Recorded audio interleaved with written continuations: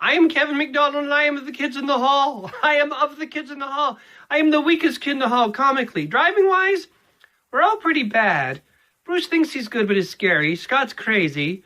Dave was in a lot of accidents when I was a kid. Dave Foley. He, when I was a kid, when we were teenagers, and he would always borrow his brother's car, and he always had to bring pen and paper with him, because when he parked, he always bumped into the other car, and he was always writing his name and phone number on the car's thing. And Mark's probably the best driver. He once put me in the trunk to hide from someone who wanted to give me a subpoena.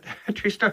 I didn't get my license till I was 35, but this is interesting. My first car was bought when I was 2030. I was 30. I was 30 years old.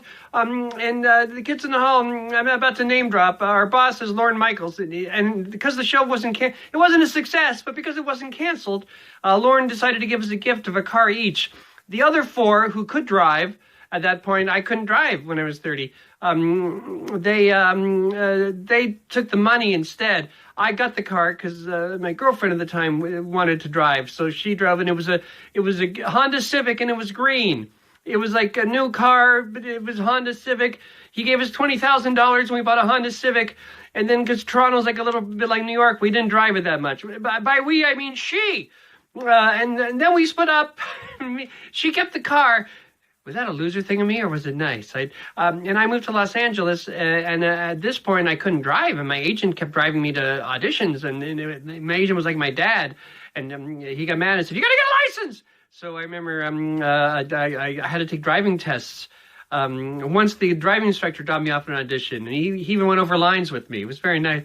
I remember once I scared my driving instructor because I told him the truth. As I was driving, I said, I had a dream last night that I would never, ever go through stop signs. And I kept driving and driving and ignored the stop signs. And he said, that scares me very, very much. And then I remember my first driving test, I failed because they make you park on the side of the street and put on the emergency brake.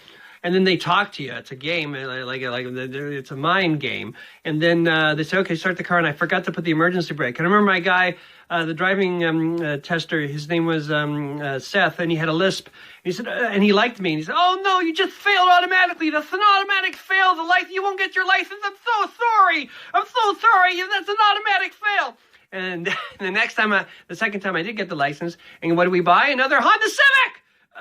So there, and then I liked it, and I don't adapt well to change, so I kept it for 11 years, and it kept getting in worse condition, but it was still pretty good. And then I remember driving to Bruce McCullough, one of the kids in the hall, to his house with my 11-year-old car, and he said, here comes Kevin McDonald in his $2,000 car, because it probably wasn't even that much at that point. There! I'm Kevin McDonald, and that's my first car story, sort of.